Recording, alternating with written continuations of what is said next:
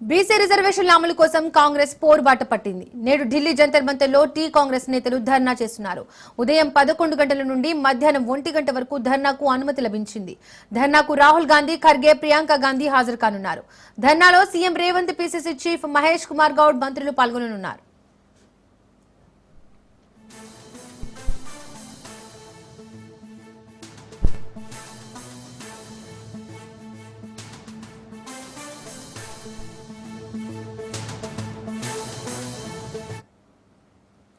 తెలంగాణలో విద్యా ఉద్యోగాలు స్థానిక సంస్థల ఎన్నికల్లో బీసీ రిజర్వేషన్లను 42% పెంచుతూ రాష్ట్ర ప్రభుత్వం మార్చి 17న అసెంబ్లీలో ఆమోదించి రాష్ట్రపతికి పంపిన బిల్లులకు వెంటనే ఆమోదం తెలపాలన్న డిమాండ్తో ఢిల్లీలోని జంతర్ మంతర్లో కాంగ్రెస్ ధర్నా చేస్తోంది.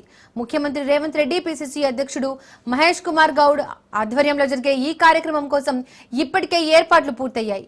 పార్టీ రాష్ట్ర వ్యవహారాల ఇన్ఛార్జ్ మీనాక్షి నటరాజన్ సోమవారమే కార్యకర్తలతో కలిసి ప్రత్యేక రైలులో చల్లపల్లి నుండి ఢిల్లీకి వెళ్లారు. మహాధర్నాను ఏఐసీసీ అధ్యక్షుడు మల్లికార్జున ఖర్గే ప్రారంభిస్తారు. ఇండియా కూటమిలో భాగంగా ఉన్న డీఎంకే, వామపక్షాలు, శివసేన, యూబీటీ, ఎన్సీపీ, ఆర్జేడీ, సమాజ్వాద్ పార్టీల నాయకులు హాజరై సంఘీభావం ప్రకటించనున్నారు.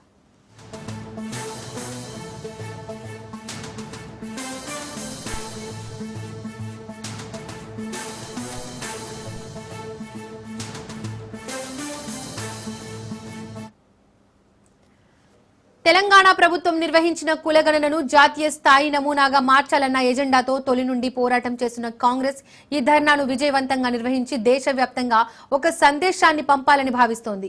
42% రిజర్వేషన్లపై తెలంగాణ ప్రభుత్వం పాస్ చేసి పంపిన బిల్లులను 9వ షెడ్యూల్లో చేర్చాలన్న డిమాండ్తో 12 బీసీ సంఘాలు ఏప్రిల్ 2న జంతర్ మంతర్లో నిర్వహించిన ధర్నాలో పాల్గొన్న ముఖ్యమంత్రి ఇప్పుడు అదే బిల్లుల ఆమోదం కోసం ఆందోళనకు దిగుతున్నారు.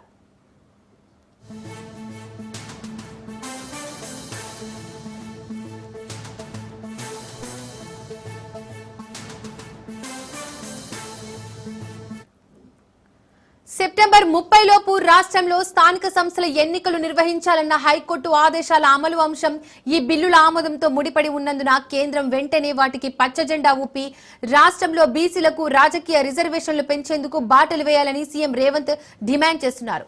కాంగ్రెస్ అగ్రనేత రాహుల్ గాంధీ భారత్ జోడే యాత్రలో భాగంగా తెలంగాణకు వచ్చిన సమయంలో తాము అధికారంలోకి వస్తే రాష్ట్రంలో కులగణన చేపట్టడంతో పాటు జనాభాకు తగ్గట్టు వాటా కల్పిస్తామని ప్రకటించిన నేపథ్యంలో దాన్ని ఆచరణలో పెట్టే పనిలో పార్టీ నిమగ్నమైంది. బీసీ రిజర్వేషన్ల పెంపు అంశాన్ని ప్రతిష్టాత్మకంగా తీసుకుంది.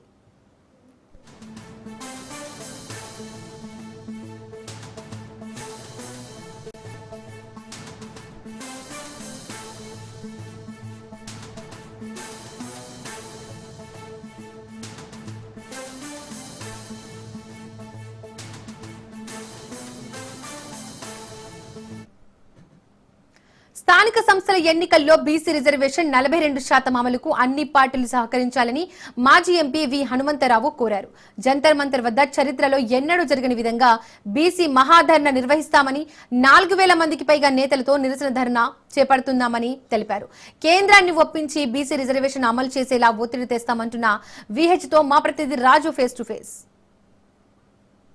కాంగ్రెస్ పార్టీ పెద్ద ఎత్తున ఢిల్లీ వేదికగా ఢిల్లీలోని జంతర్ మంతర్లో భారీ ఎత్తున ఈ యొక్క బీసీ మహాధర్నా నిర్వహించబోతా ఉంది. ఇందుకు అన్ని రాజకీయ పక్షాలను, అదేవిధంగా బీసీ సంఘాలను, ప్రజా సంఘాలను కూడా ఆహ్వానించినటువంటి పరిస్థితి అయితే ఉంది. దాదాపు 2000 నుంచి 4000 వరకు కూడా ఈ యొక్క భారీ ఎత్తున కాంగ్రెస్ పార్టీ శ్రేణులు అదేవిధంగా తెలంగాణ నుంచి ఢిల్లీకి చేరుకున్నారు. మరి కాసేపట్లోనే జంతర్ మంతర్లో ఈ యొక్క మహాధర్నా జరగబోతా ఉంది. ఇందుకు సంబంధించి మరింత సమాచారాన్ని కాంగ్రెస్ పార్టీ మాజీ ఎంపీ మనతో పాటు వి హనుమంతరావు గారు ఉన్నారు.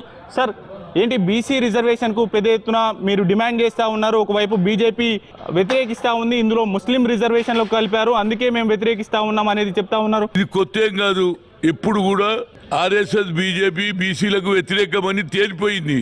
దాని గురించి ఇప్పుడు ఏం చేస్తున్నట్టే కొత్త సాకు తుర్కోళ్ళను పెట్టేసారు కనుక ఇది మతపరమైనటువంటి రిజర్వేషన్ ఒప్పుకుంటలేరు. కానీ ఉత్తరప్రదేశ్లో 5% ఇచ్చిండ్రు, తెలంగాణలో 4% ఇచ్చిండ్రు. అంటే అందులో కూడా పేదోళ్ళు ఉన్నారు కదా, రిక్షా దొక్కేటోడు ఉన్నాడు, సైకిళ్ళ గాలి కొట్టేటోడు ఉన్నాడు. వాళ్ళందరూ పైకి రావాలన్నా లేదా? కేవలం వాళ్ళ ఈ దేశంలో హిందూ దేశం చేయాలనే ఆలోచన తప్పితే వాళ్ళ కొత్త ఆలోచనలు దానికి అగెనెస్ట్గా మొదటి నుంచి కూడా సెక్యులర్ సిద్ధాంతం నమ్ముతున్నటువంటి కాంగ్రెస్ ఫ్యామిలీ రాహుల్ గాంధీ గారు కన్యాకుమారి నుంచి కశ్మీర్ వరకు నడిచి we come to the power we'll conduct caste wise census జితనా హిస్సేదారి ఉత్తి భాగీదారి అన్నాడు. దాని ప్రకారంగానే రాష్ట్రంలో రేవంత్ రెడ్డి 42% రిజర్వేషన్ పొన్నం ప్రభాకర్ కలిసి మీటింగ్ పెట్టి అసెంబ్లీలో తీర్మానం, అదేవిధంగా 150 కోట్లు శాంక్షన్ చేసి దాని ప్రకారంగా అయింది. 42% లోకల్ బాడీలో ఇవ్వడం జరుగుతుంది. ఇక్కడ పెట్టడం ఉద్దేశంతో యావత్ భారతదేశంలో ప్రతి ఒక్కరికి తెలవాలి, ప్రతి రాష్ట్రంలో జరగాలి. అంటే మాకు అన్యాయం జరుగుతుంది, స్వాతంత్రం వచ్చి 76 ఏళ్ళైనా బీసీలను అనగదొక్కుతున్నారనే ఆలోచన చదువుకున్నటువంటి సోదరిమణులకు వచ్చింది. దీన్ని ఎవడు ఆపలేడు. దాని వెనకాల రాహుల్ గాంధీ ఉన్నాడు. 9th షెడ్యూల్ నుంచి తీసి 50% సీలింగ్ కూడా ఎత్తేస్తాడు. కాబట్టి ప్రజలలో ఉత్సాహం వచ్చింది. అందుగుంచే ఈ సభ నిన్న కూడా రాత్రి ట్రై చేసిండ్రు ఆపడానికి. ఏదో మీరు టైం ఇస్తారు, మళ్ళీ మీరు పని చేయొద్దు, పొద్దున చేయాలంటే రాత్రి గొడవ పెడితే మొత్తం మీద పాపం ఆ టెంట్ హౌస్ నేను థ్యాంక్స్ చెప్తున్నా. రాత్రంతా డే అండ్ నైట్ ఎక్కువ మందిని పెట్టి పని చేయించింది. కాబట్టి వాళ్ళ సభ జయప్రదం అవుతుంది. దీనికి అందరూ కూడా ఏఐసిసి మల్లికార్జున్ ఖర్గే గారు కానీ, వేణుగోపాల్ కానీ, అదేవిధంగా రాహుల్ గాంధీ గారు కానీ, అదేవిధంగా రేవంత్ రెడ్డి కానీ, మంత్రులు అందరూ కూడా పార్టిసిపేట్ చేస్తారు. ఇది ఒక హిస్టారికల్ డే. ఇది మాకు ఏది గతంలో తెలంగాణ గురించి ఏ విధంగా కొట్లాడినామో ఇవాళ బీసీల కొట్లాట. బీసీ అనే నినాదం ప్రజలలో వచ్చింది. కాబట్టి దీన్ని ఎవడు ఆపలేడు. తెలంగాణ మూవ్మెంట్లో ఏ యుద్ధం చేసి తెలంగాణ తెచ్చుకున్నామో బీసీ యుద్ధం చేసి బీసీలకు సరి అయిన న్యాయం జరిగే వరకు మా పోరాటం కొనసాగుతుంది. వాళ్ళ ఎట్లా ఉండబోతా ఉంది ఈ ధర్నా? భారీ ఎత్తున ఏర్పాట్లు చేశారు. తెలంగాణ నుంచి కూడా దాదాపు 1400 మంది కాంగ్రెస్ పార్టీ మోర్ దాన్ 2500 3000 మంది వస్తారు. చూడండి, జిండిపోతుంది. ఇంతవరకు జంతర్ మంతర్ లో ఇలాంటి సభ లేదనేది జరగలేదు. ఇదే సభ అని జనంలో అభిప్రాయం ఏర్పడుతుంది అనేది నా ఉద్దేశం. మాజీ ఓబీసీ ఎంపీస్ కన్వీనర్ గా నా ఎక్స్పీరియన్స్ చెప్తున్నా. ప్రజలలో ఉత్సాహం వచ్చింది. మహిళలు వచ్చిర్రు, 200 మంది మహిళలు వచ్చిర్రు. భార్య పిల్లల్ని విడిచిపెట్టి, స్కూల్ విడిచిపెట్టి, అంటే మా బీసీలకు న్యాయం జరగాలి, మా పిల్లల భవిష్యత్తు అని సంసారం ఏది పిల్లలను వదిలేసి వీడికి వచ్చిందంటే అది ఒక పట్టుదల. తెలంగాణలో ఏ విధంగా ఉద్యమంలో పట్టుదల వచ్చిందో అదే పట్టుదల ఇంట్లో వస్తున్నది అనేది నా ఉద్దేశం. 50% సీలింగ్ అడ్డు వస్తా ఉంది అనేది కూడా మరో అంశం. దానికి రాహుల్ గాంధీ అన్నాడు కదా, we come to the power. Definitely మేము దీన్ని 9th షెడ్యూల్ నుంచి తీసి 50% సీలింగ్ ఎత్తేస్తానా. ఈ రాష్ట్రంలో దేశంలో ఎవరైనా ఉన్నారా? అదే నరేంద్ర మోడీ తనకు తాను ఓబీసీ అంటాడు, కానీ ఇంతవరకు ఒక పని చేయలే, కులంగానే జరపలే.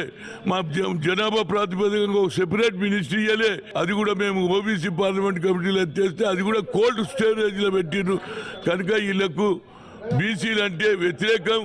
కేవలం దేశంలో హిందువులే ఉండాలి, ఇతర మతస్థులు ఉండొద్దు అనేది వీరి ఆలోచనలో మార్పు రావాలని శ్రీ వెంకటేశ్వర స్వామిని కోరుతున్నా.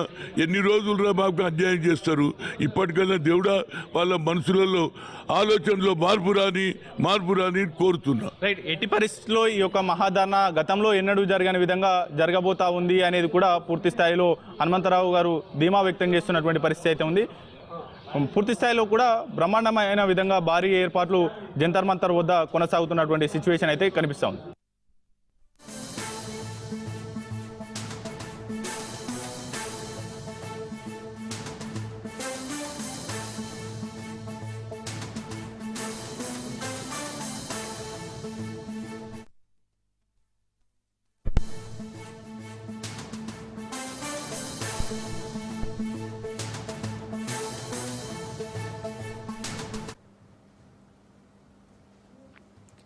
నేడు ఏపీ కేబినెట్ సమావేశం జరగనుంది. పలు కీలక అంశాలకు కేబినెట్ ఆమోదం తెలుపనుంది. కేబినెట్ ముందుకు నూతన బార్ పాలసీ రానుంది. మహిళల ఉచిత బస్సు ప్రయాణానికి కేబినెట్ ఆమోదం తెలుపనుంది.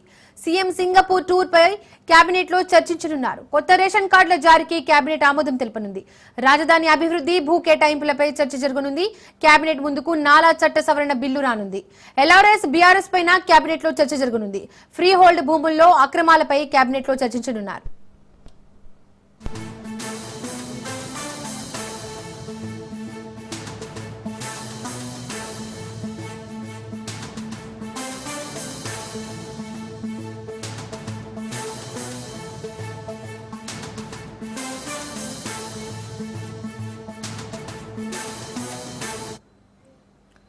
నేడు ఏపీ కేబినెట్ సమావేశం జరగనుంది. పలు కీలక అంశాలకు కేబినెట్ ఆమోదం తెలుపనుంది.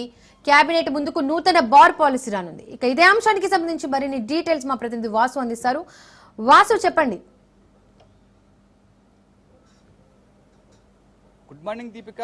ఏపీ కేబినెట్ ఇవాళ కీలక నిర్ణయాలు తీసుకోనుంది. కీలక నిర్ణయాల్లో తొలి నిర్ణయం అంటే ఆగస్టు 15 నుంచి మహిళలకు ప్రత్యేకంగా ఉచిత బస్సును కూడా కేటాయించాలని చెప్పేసి ఏపీ ప్రభుత్వం ఈ రోజు కేబినెట్లో తీర్మానం చేయనుంది. ఈ బస్సులో ప్రధానంగా చూసుకుంటే కనుక పల్లె వెలుగు, సిటీ, మెట్రోతో పాటుగా మనకి జిల్లా నుంచి వేరే జిల్లాలకు వెళ్లేందుకు ఎక్స్ప్రెస్ బస్సుల్లో కూడా ఈ మహిళలకి ఉచిత పాలసీని కూడా అనుమతించనున్నారు. వాళ్ళకి జీరో ఫేర్ అంటే టికెట్ ఇస్తారు కానీ జీరో ఫేర్ మీద కూడా టికెట్ ఇచ్చేందుకు కూడా అనుమతించింది. ఇప్పటికే దీనికోసం ఆర్టీసీ అన్ని కసరత్తులు పూర్తి చేసింది. రాష్ట్రంలోని అన్ని జిల్లాల ఆర్టీసీ ఆర్ఎంఎల్కి, డిఎంలకు కూడా అయితే సర్క్యులర్ కూడా జారీ చేయడం కూడా జరిగింది. దీనికోసం మహిళల కోసం ప్రత్యేక బస్సులు కేటాయించాలని, అలాగే మహిళలకు కేటాయించిన బస్సుల్లో బస్టాండ్లో కూడా ప్రత్యేక ప్లాట్ఫామ్లు కూడా కేటాయించాలని చెప్పేసి కూడా ప్రస్తుతం జారీ చేయడం కూడా జరిగింది. రెండవది అంటే రాష్ట్రానికి అత్యధిక ఆదాయం తీసుకొచ్చే రెండు శాఖలు, ఒకటి రిజిస్ట్రేషన్ శాఖ, రెండోది మద్యపు శాఖ. ఈ మద్యపు శాఖకు సంబంధించి కూడా ఒక పాలసీని కూడా తయారు చేయడం కూడా జరిగింది. అయితే ప్రస్తుతం మనకి 5 కోట్ల జనాభా ఉన్నారు ఏపీ ప్రభుత్వంలో, ఆంధ్రప్రదేశ్లో. దీనికి ఇప్పటికే 890 బార్లకు లైసెన్స్లు ఇవ్వాలని చెప్పేసి కూడా నిర్ణయించింది. అంటే 59,000 మందికి ఎవరైతే జనాలు ఉంటారో ఆ నిష్పత్తిని బట్టి ఒక్కొక్క బార్ని కేటాయించినారు. ఈ బార్కి తొలుతగా కూడా బిడ్ వేసేందుకు 10 లక్షల ఫీజుని నిర్ణయించారు. ఈ 10 లక్షల ఫీజులో మినిమం 5 బిడ్ వేయాల్సి ఉంటుంది. ఈ 10 లక్షల బిడ్లో ఎవరైతే బార్ లైసెన్స్ అనుమతి పొందారో కేటగిరీలుగా విభజించడం కూడా జరిగింది. 1, 2, 3 కేటగిరీలుగా. ఈ కేటగిరీలో ఏ కేటగిరీకి 35 లక్షలు డిపాజిట్ చేయాల్సి ఉంటుంది, బి కేటగిరీకి 50 లక్షలు డిపాజిట్ చేయాల్సి ఉంటుంది, సి కేటగిరీ కింద 75 లక్షలు కూడా డిపాజిట్ చేయాల్సి ఉంటుంది.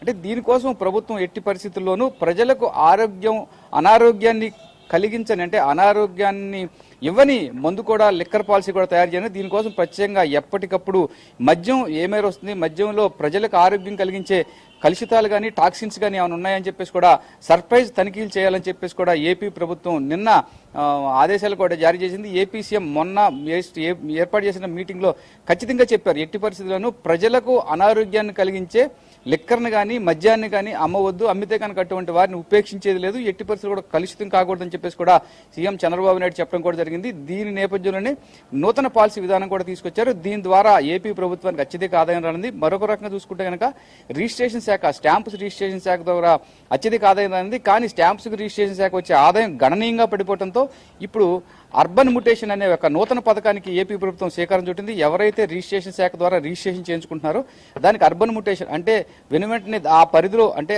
ఏదైతే రిజిస్ట్రేషన్ శాఖ వాల్యూ మీద, మార్కెట్ వాల్యూ మీద దానికి సంబంధించిన ఒక సాఫ్ట్వేర్ను కూడా రూపొందించడం కూడా జరిగింది. రిజిస్ట్రేషన్ శాఖను మనకి మున్సిపల్ శాఖ కలిసి ఒక రిజిస్ట్రేషన్ చేయించుకున్న వెంటనే డాక్యుమెంట్ దాడికి ఆటోమేటిక్గా కూడా ఫీజు ఏదైతే మనకు ఖాళీ స్థలానికి పన్ను దాని మీద కూడా మనకి ఇండికేట్ చేస్తుంటది. రిజిస్ట్రేషన్కి ఫీజుతో పాటుగా ఈ మున్సిపాలిటీకి రావాల్సిన పన్నును కూడా ఖచ్చితంగా కట్టినాకే కూడా కొనుగోలుదారుడు డాక్యుమెంట్ రిలీజ్ చేసుకునే పరిస్థితి కనిపిస్తుంది. ఇప్పటికే ఇది మనకి మున్సిపాలిటీ ప్రాంతాలైన తిరుపతి, విజయవాడ, విశాఖపట్నం ఇట్లా ఈ మున్సిపాలిటీ ప్రాంతాలు కూడా అర్బన్ ముటేషన్ విధానాన్ని, అంటే ఆ అర్బన్ ముటేషన్ విధానం ప్రవేశపెట్టడం కూడా. అర్బన్ ముటేషన్ విధానంలో స్థానిక మున్సిపాలిటీలు, స్థానిక రిజిస్ట్రేషన్ శాఖ కూడా దానికి సంబంధిత భూములు కూడా అనుసంధానం చేశారు. దాన్ని ఒక పరిధిలో కూడా తీసుకొచ్చారు. ఆ ప్రాంతాన్ని బట్టి, ఆ ఏరియాని బట్టి కూడా అది మున్సిపల్ పరిధిలోకి వస్తే ఆ డోర్ నెంబర్ ఆధారంగా రిజిస్ట్రేషన్ శాఖ ప్రత్యేకంగా రూపొందించిన ఈ సాఫ్ట్వేర్ ద్వారా కూడా అదే డిటెక్ట్ చేసుకుంటుంది. ఆ డోర్ నెంబర్ని బట్టి ఆ ప్రాంతంలో ఎంత చదరపు గజం ఉంది, విలువ ఉంది, దానికి కూడా ఈ డాక్యుమెంట్లోనే ఇంపోజ్ చేస్తుంది. ఇంపోజ్ చేసిన ఫీజు కట్టిన అనంతరమే మనకు డాక్యుమెంట్ రిలీజ్ చేయడం కూడా జరిగింది. దీని ద్వారా అత్యధిక ఆదాయం సంపాదించుకోవచ్చు అని చెప్పేసి కూడా ప్రభుత్వం భావిస్తోంది. ఇంకో ప్రధానంగా చూసుకుంటే కనుక ల్యాండ్ రెగ్యులేషన్ స్కీమ్, ఎల్ఆర్ఎస్ అంటాం. ఈ ల్యాండ్ రెగ్యులేషన్ స్కీమ్లో ఒక ఏదైతే వ్యవసాయ భూమిని వ్యవసాయేతర భూమిగా మార్చే విషయంలో కూడా 2006లో ఒక నాలా ట్యాక్స్ను పెట్టారు. అయితే నాలా ట్యాక్స్ కట్టకుండా కూడా చాలా మంది రీరేటర్లు ఎగ్గొడుతున్న నేపథ్యంలోనే చాలా వివాదాలు కూడా చెలరేగుతున్నాయి. అంటే భూమి నాలా ట్యాక్స్ కట్టాల్సి వచ్చినప్పుడు వ్యవసాయ భూమిని వ్యవసాయేతర భూమిగా మార్చాల్సి ఖచ్చితంగా దానికి మనం రిజిస్ట్రేషన్ శాఖకి రిజిస్ట్రేషన్ అయిపోయిన అనంతరం రెవెన్యూ శాఖలో కూడా భూమి క్లాసిఫికేషన్ మార్చాలి. అంటే వ్యవసాయ భూమిని వ్యవసాయేతర భూమిగా చదరపు గజాలు రిజిస్ట్రేషన్ చేసుకున్నప్పుడు కూడా వ్యవసాయేతర భూమిగా కూడా మనం ఆ క్లాసిఫికేషన్ లో ఇండికేట్ చేయాలి. కానీ నాలా ట్యాక్స్ లేకపోవడం మూలంగానే కొందరు రియల్టర్లు వ్యవసాయ భూమిని వ్యవసాయేతర భూమిగా చదరపు గజాల్లో రిజిస్ట్రేషన్ చేయించినప్పుడు కూడా ఆ భూమి రెవెన్యూ రికార్డులో వ్యవసాయ భూమిగానే ఉండిపోతుంది. దానికి సంబంధించిన రైతులు కానీ ఆ రైతులకు సంబంధించిన వారసులు కానీ మరలా రెండోసారి అమ్మేయటం మూలంగా దాన్ని ఒకేసారి అమ్మిన భూమిని రెండోసారి అదే భూమిని విక్రయించడం మూలంగా మోసపూరితమైన రిజిస్ట్రేషన్ జరుగుతున్నాయి. ఇటువంటి మోసపూరితమైన రిజిస్ట్రేషన్ అడ్డుకట్ట వేసేందుకు కూడా ఎల్ఆర్ఎస్ ల్యాండ్ రెగ్యులేషన్ స్కీమ్ ను కూడా తీసుకొచ్చారు. ఆయా ప్రాంతంలో మున్సిపల్ కమిషనర్లు ఏదైతే చదరపు గజాల్లో రిజిస్ట్రేషన్ అయిన భూమికి సంబంధిత యజమానికి నోటీసులు జారీ చేయాలి. నోటీసులు జారీ చేసి ప్రభుత్వానికి రావాల్సిన ఆదాయానికి ప్రభుత్వానికి రావాల్సిన ట్యాక్స్ ని కానీ ఖచ్చితంగా వసూలు చేయాలని చెప్పేసి మాత్రం ఏపీ ప్రభుత్వం నిర్ణయిస్తుంది. మరొకటి చూసుకుంటే కనుక బిల్డింగ్ రెగ్యులేషన్ స్కీమ్ అంటే ఇప్పటికే చాలా మున్సిపాలిటీ పరిధిలో కానీ పంచాయతీల పరిధిలో కానీ బిల్డింగ్స్ ని ఎక్కువగా అంటే నిబంధనలకు విరుద్ధంగా కట్టడం కూడా జరిగింది. ఏదైతే మున్సిపల్ కార్పొరేషన్ కానీ మున్సిపాలిటీలకు కానీ ఒక నిర్ణయం మేరకే కూడా బిల్డింగ్స్ మనం కట్టుకోవాల్సిన అవసరం ఉంది. నిబంధనలకు విరుద్ధంగా పెంట్ హౌస్లు నిర్మించడం కానీ ప్లింత్ ఏరియా అంటే దానికి ఇచ్చిన ప్లాన్లు ఇచ్చిన విధంగా కాకుండా ప్లింత్ ఏరియా కూడా ఎక్స్టెండ్ చేసుకున్న కట్టడం కూడా దీని మీద కూడా కీలకంగా చూసుకుంటే కనుక మనకి ఇప్పుడు నారా లోకేష్ టీం చంద్రబాబు టీం కూడా సింగపూర్ వెళ్ళొచ్చింది. దీనిపైన కూడా ఇవాళ ప్రత్యేకంగా చర్చించేందుకు అవకాశం కనిపిస్తోంది. Deepika, thank you Vasu.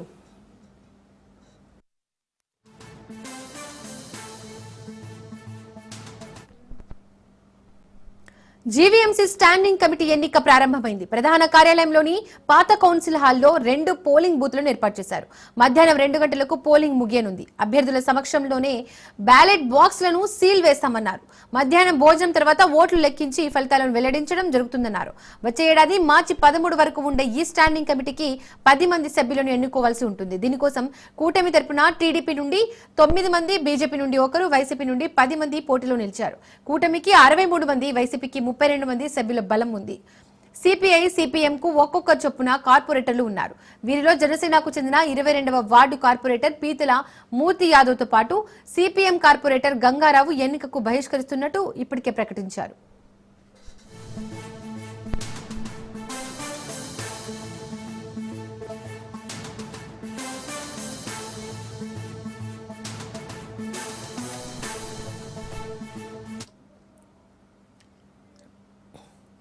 GVMC standing committee ఎన్నిక ప్రారంభమైంది. ప్రధాన కార్యాలయంలోని పాత కౌన్సిల్ హాల్లో 2 పోలింగ్ బూత్లను ఏర్పాటు చేశారు.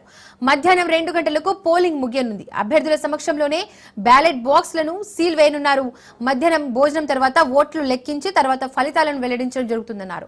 వచ్చే ఏడాది మార్చి 13 వరకు ఉండే ఈ స్టాండింగ్ కమిటీకి 10 మంది సభ్యులను ఎన్నుకోవాల్సి ఉంటుంది. దీనికోసం కూటమి తరపున టీడీపీ నుండి 9 మంది, బీజేపీ నుండి 1, వైసీపీ నుండి 10 మంది పోటీలో నిలిచారు. కూటమికి 63 మంది, వైసీపీకి 32 మంది సభ్యుల బలం ఉంది.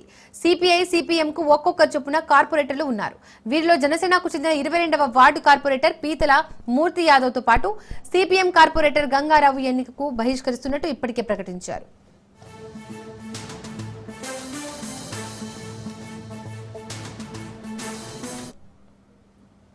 ఇదే అంశానికి సంబంధించి మరిన్ని అప్డేట్స్ మా ప్రతినిధి సూర్యప్రకాష్ అందిస్తారు. సూర్యప్రకాష్, స్టాండింగ్ కమిటీ ఎన్నికకు సంబంధించి డీటెయిల్స్ ఏంటి? Yes Deepika, GVMC standing committee ఎన్నికలైతే పూర్తిగా అధికారులన్నీ కూడా ఏర్పాట్లు అయితే పూర్తి చేయడం జరిగింది. ప్రస్తుతం ఈ యొక్క ఎన్నికలు ఒక ఎమ్మెల్సీ ఎన్నికలు ఏ విధంగా జరుగుతాయో అదే విధంగా స్టాండింగ్ కమిటీ ఎన్నికలు కూడా అదే విధంగా ఈ యొక్క విశాఖ నగరపాలక సంస్థలో అయితే జరిగే పరిస్థితి ఉంటుంది. దాదాపు మార్చి 13వ తారీఖున అయితే ఈ యొక్క స్టాండింగ్ కమిటీ అయితే ముగుస్తుంది. ప్రస్తుతం దీనికోసం అయితే ఈ స్టాండింగ్ కమిటీకి 10 మంది సభ్యులను అయితే ఎన్నుకోవాల్సిన అవకాశం అయితే ఉంటుంది. దానికి సంబంధించి పూర్తిగా టీడీపీ నుంచి 9 మంది, బీజేపీ నుండి 1 అయితే, కూటమి నుండి అయితే ఈ 10 మంది నిలబడుతున్నారు. మరోపక్క అయితే వైసీపీ నుండి 10 మంది కూడా ఈ యొక్క స్థానం కోసం అయితే పోటీ చేస్తున్న పరిస్థితి కనిపిస్తుంది. అలానే జనసేనకు సంబంధించి దీంట్లో ఎవరు కూడా ఈ స్టాండింగ్ కమిటీకి సంబంధించి ఎవరు కూడా పోటీలో లేకపోవడంతో ఈ 22వ వార్డు జనసేన కార్పొరేటర్ పీతల మూర్తి యాదవ్ తో పాటు సిపిఎం కార్పొరేటర్ గంగారాం కూడా ఈ యొక్క ఎన్నికను అయితే బహిష్కరిస్తున్నారు. ప్రస్తుతం కూటమి యొక్క బలం 63 మంది, వైసీపీకి బలం అయితే 32 మంది అయితే ఉండడంతో దాదాపు కూటమి యొక్క 10 స్థానాలను కూడా కైవసం చేసుకునే అవకాశం అయితే ఉంటుంది. ప్రస్తుతం ఉదయం 10 గంటల నుండి మధ్యాహ్నం 2 గంటల వరకు ఈ యొక్క ఎన్నికల పోలింగ్ అనేది జరుగుతుంది. దాదాపు ఇప్పటికీ జీవీఎంసీ ఏదైతే కౌన్సిల్ హాల్లో ఈ యొక్క నిర్వహణ చేస్తున్నారో ఆ కౌన్సిల్ హాల్ కి అయితే దాదాపు కొంతమంది కార్పొరేటర్లు అయితే చేరుకోవడం జరుగుతుంది. జనసేన కార్పొరేటర్ అయితే ఇప్పటి వరకు ఎవరు కూడా రాకపోవడంతో జనసేన వాళ్ళు పాల్గొంటారా లేదనే విషయం కూడా కొంత సందేహంగానే ఉంది.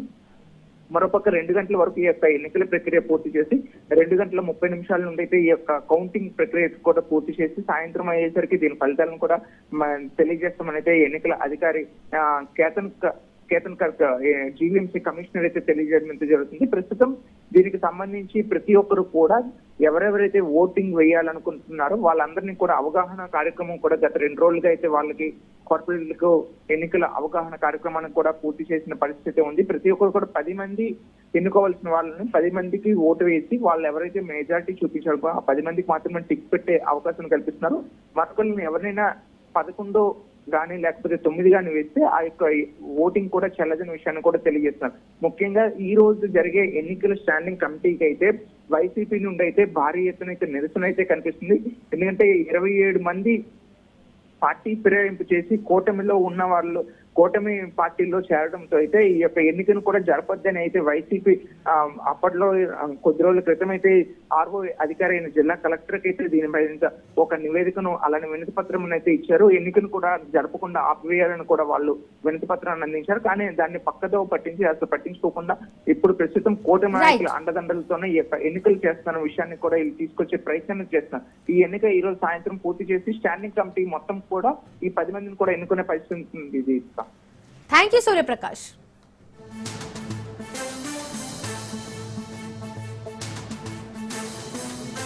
బెట్టింగ్ యాప్స్ ప్రమోషన్ కేసులో ఈడీ విచారణ కొనసాగుతోంది. నేడు ఈడీ ముందు హీరో విజయ్ దేవరకొండ హాజరు కానున్నారు.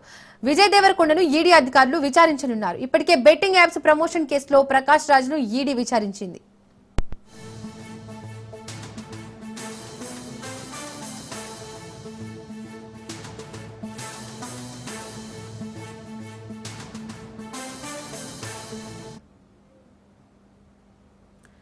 బెట్టింగ్ యాప్స్ ప్రమోషన్ కేసులో ఈడీ విచారణ కొనసాగుతుంది. నేడు ఈడీ ముందు హీరో విజయ్ దేవరకొండ హాజరు కానున్నారు. విజయ్ దేవరకొండను ఈడీ అధికారులు విచారించనున్నారు. ఇప్పటికే బెట్టింగ్ యాప్స్ ప్రమోషన్స్ కేసులో ప్రకాష్ రాజ్ను ఈడీ విచారించింది.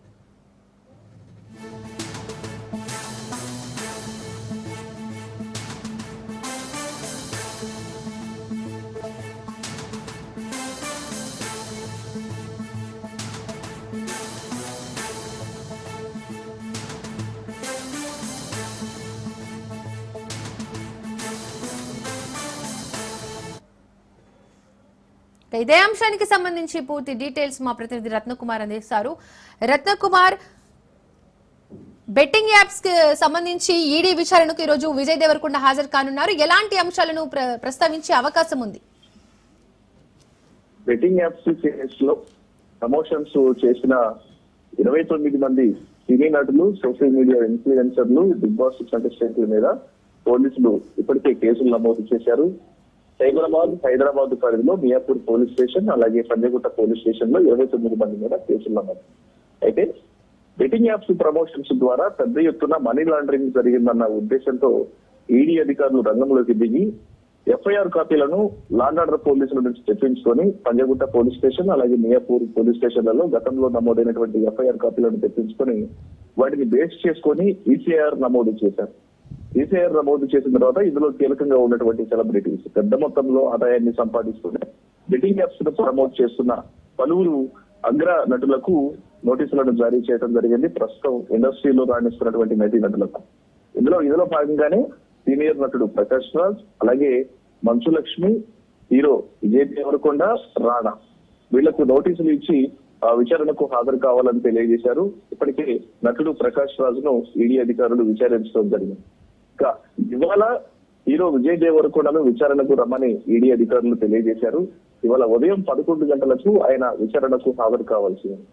మరి ప్రస్తుతం ఇప్పటికే నోటీసులు జారీ చేసి గతంలో నోటీసులు ఇచ్చినప్పుడు తను షూటింగ్ లో ఉన్నాను, మరొక తేదీ కావాలని హీరో విజయ్ దేవరకొండ కోరినప్పుడు మరొక తేదీని కేటాయిస్తూ ఇవాళ 6వ తారీఖున విచారణకు హాజరు కావాలి ఉదయం 11 గంటలకు అని ఈడీ అధికారులు తెలియజేసిన నేపథ్యంలో మరొక అర్ధ గంటలోనే సమయం ఉంది కాబట్టి ఆయన విచారణకు హాజరవుతాడా లేదా అని ఒక సస్పెన్స్ అనేది ప్రస్తుతం కొనసాగుతుంది. అయితే గతంలో ప్రకాష్ రాజు విచారణకు హాజరయ్యారు కాబట్టి ఇప్పుడు విజయ్ దేవరకొండ సైతం విచారణకు హాజరయ్యే అవకాశాలు ఉన్నాయంటూ కూడా వార్తలు వస్తున్నాయి.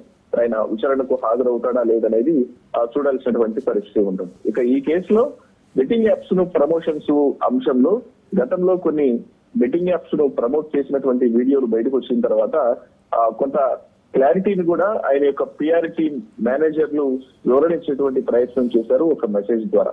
హీరో విజయ్ దేవరకొండ అన్ని లీగల్ పరమైనటువంటి అంశాలను పరిగణలోకి తీసుకొని వాటన్నిటిని కూడా అవన్నీ లీగల్ గా ప్రస్తుతం అంటే న్యాయపరంగా చట్టపరంగాను అన్ని రకాల అనుమతులు ఉన్నటువంటి యాప్స్ ను మాత్రమే ప్రమోట్ చేయడం జరిగింది తప్ప ప్రజలను ఇబ్బందులకు గురి చేసేవి, సామాన్యులను యువతను పెడదవ పట్టించినటువంటి ఇటువంటి యాప్స్ ను కూడా ఆయన ప్రమోట్ చేసేటువంటి ప్రసక్తి లేదు. ఆయన ప్రమోట్ చేయరు. ఈ చేసినటువంటి యాప్స్ కు సంబంధించిన ప్రమోషన్ ఏదైతే ఉందో అదంతా కూడా చట్టబద్ధంగా ఉంది అనేటువంటి వివరణ సైతం ఇచ్చారు. ఎప్పుడైతే విజయ్ దేవరకొండ మీద కేసు నమోదైందో, కేసు నమోదైన తర్వాత ఆయన విచారణకు పిలుస్తారు, నోటీసులు ఇచ్చేటువంటి అవకాశం ఉందన్న వార్తలు వస్తున్న సమయంలోనే విజయ్ దేవరకొండ పిఆర్ టీమ్ నుంచి ఈ యొక్క మెసేజ్ అనేది వచ్చింది. మరి ఇప్పుడు ఈడీ రంగంలోకి దిగి ఎఫ్ఐఆర్ ను బేస్ చేసుకుని ఇప్పుడు ఈసీఐఆర్ నమోదు చేసి విచారణకు రమ్మని తెలియజేశారు. కాబట్టి ఇప్పుడు 11 గంటల సమయంలో విచారణకు హాజరవుతా లేదా అనేది మరికొద్ది సేపట్లో తెలియబోతోంది. Thank you Ratnakumar.